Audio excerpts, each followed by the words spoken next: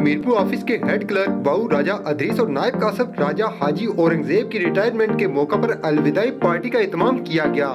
जिसमें deputy commissioner Mirpur Sahib Mumtaz Khan और additional deputy commissioner Chaudhary हक नवाज ने बतौर मेहमान खसूसी शिरकत की। अलविदाई तकरीब में रिटायर्ड होने वाले हेड क्लर्क और नायब कासब को डिप्टी कमिश्नर और एडिशनल डिप्टी कमिश्नर की जानिब से फूलों की माला पहनाई गई। डिप्टी कमिश्नर ऑफिस के कॉन्फ्रेंस हॉल में मुनक्दा अलविदाई पार्टी में chairman revenue employees organisation Chaudhry Tariq Mahmood, सदर मलिक अलियास महमूद कादरी, नायब सदर मिर्जा जाहिद इकबाल, सदर कानून गो Chaudhry Altaf Hussain, senior member revenue employees Liaquat Abbasi, Masood Ahmed, Raja Ghazanfar, Abdul Khaliq Tabassum, Rashid Ahmad, गुलाम मुस्तफ़ा, मियां आरिफ रबानी, पीए अब्दुल खालिक क्रैशी, अदील डार, मोहम्मद साजिर और दीगर ने शिरकत की।